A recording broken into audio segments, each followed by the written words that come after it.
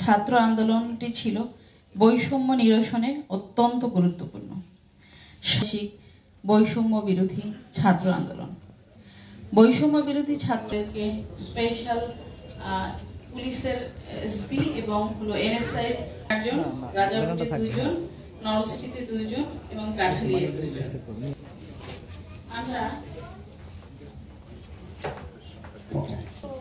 আজকে 30 তারিখ পর্যন্ত মূলত আবেদন করতে পারবেন আবেদনকারীরা অনলাইনে। যাচাই বাছাই কার্যক্রম পরিচালিত হবে, পরবর্তীতে স্পেশাল ফোর্সের মাধ্যমে আবার যাচাই বাছাই। কালেক্টর মসজিদের ইমাম জনাব হাসান আহমেদ।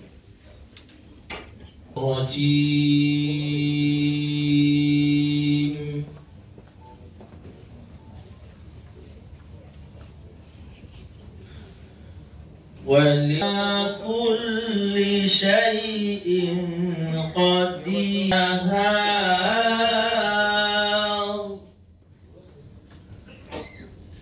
آيات لأولي الألباب وقعودا وعلى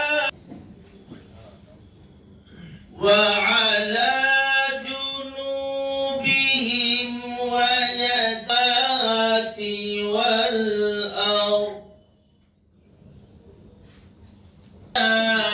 باطلا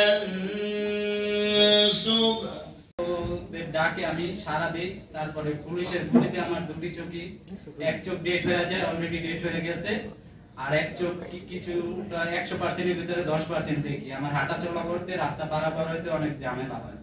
মিশুক ছিল যে ওরা নিজেরা এসে আমাদের বাসায় কান্নাকাটি করে, কিন্তু স্যার আমি বাবা আমি আবার সহ্য করতে পারি না। বলে যে ছেলেরা এসে যদি কান্না করে, আমার ছেলে যে এত জ্ঞানী এত বুদ্ধি ছিল আমি নিজেও ভাবতে পারি না।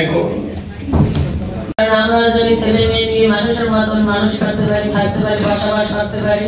আমার একদিন উপার্জন কম, আমার স্বামী ছিল, সে টাকায় আমাদের সংসার চলতো, সে পাঠাইলে আমরা খাইতে পারতাম, নানা চলতে পারতাম না, ই করতে পারতাম না, ছেলেমেয়েদের লেখাপড়ার খরচ চালানোর মতন আমাদের কেউ নেই।